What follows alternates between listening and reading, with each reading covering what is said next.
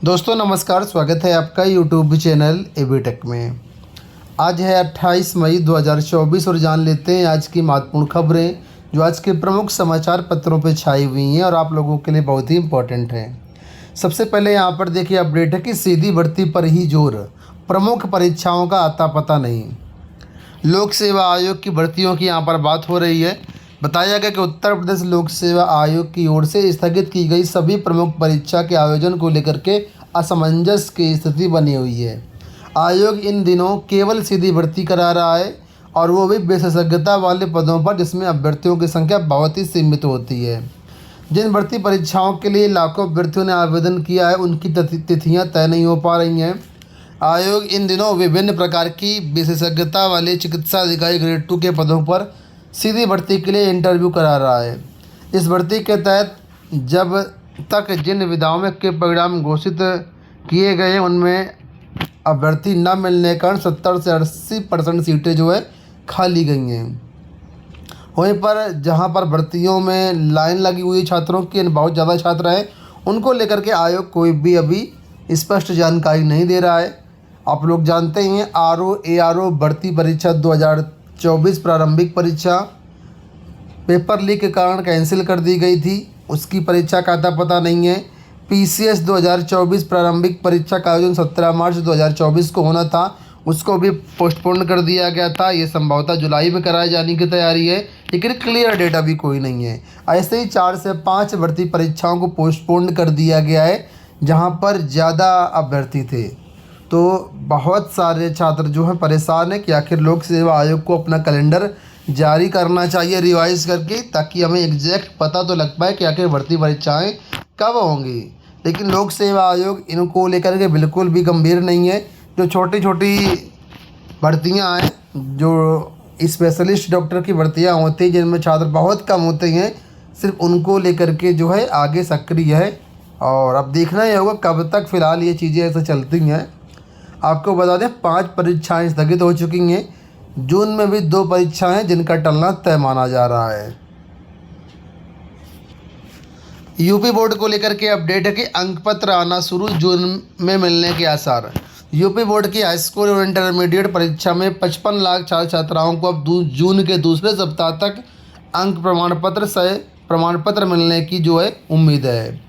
प्रयागराज क्षेत्रीय कार्यालय में इंटर के अंक पत्र सह प्रमाण पत्र पहुँच चुके हैं और हाई स्कूल का इंतजार है।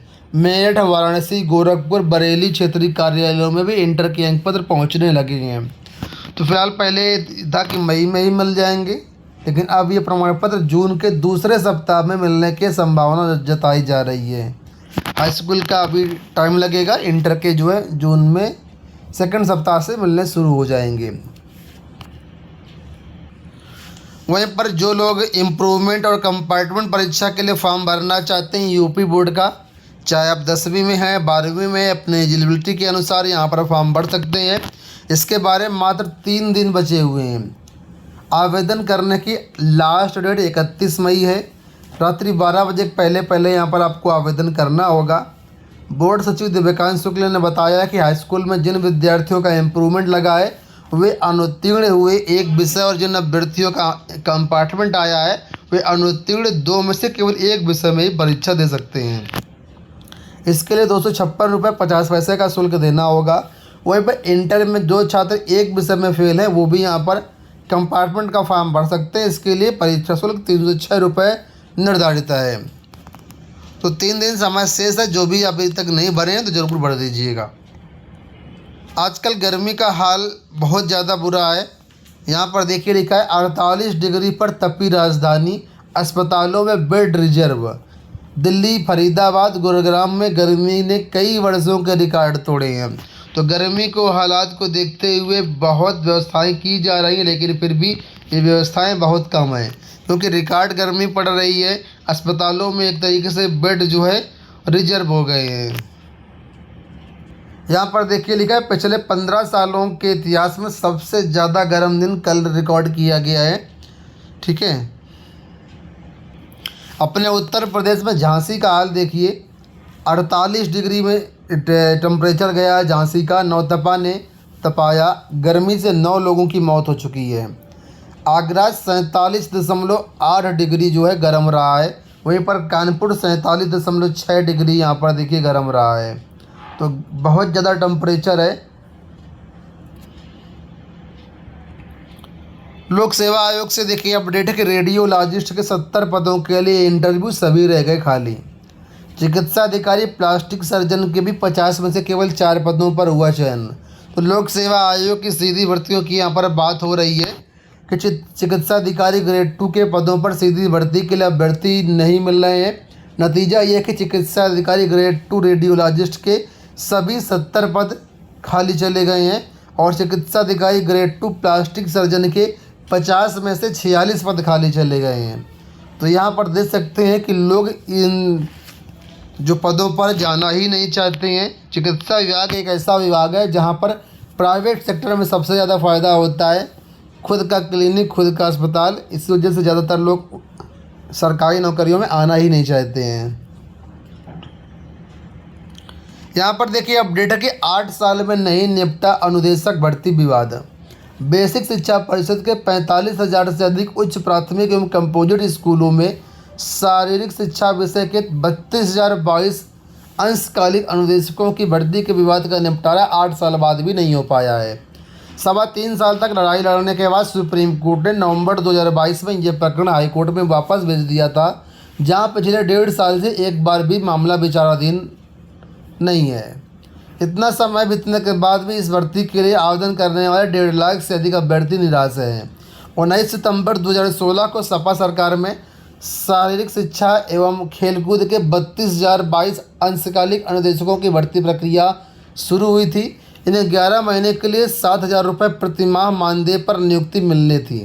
इसके लिए 1,53,739 बीपीएड, डीपीएड और सीपीएड डिग्रीधारियों ने ऑनलाइन आवेदन किया।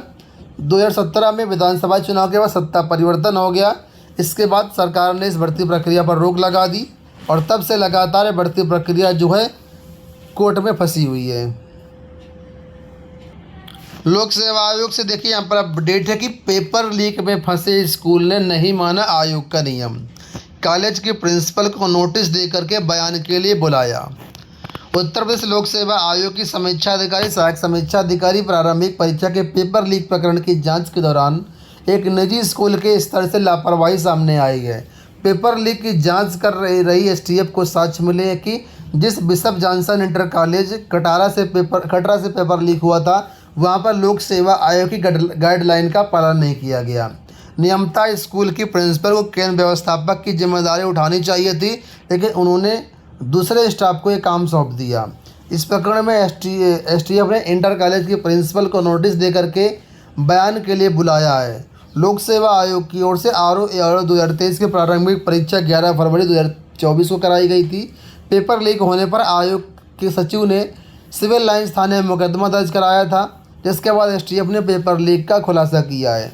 तो यहाँ पर जो प्रिंसिपल थी बिशप जॉनसन इंटर कॉलेज की, उन्होंने आयोग के नियमों को नहीं माना और अंततः वहाँ से पेपर लीक हुआ।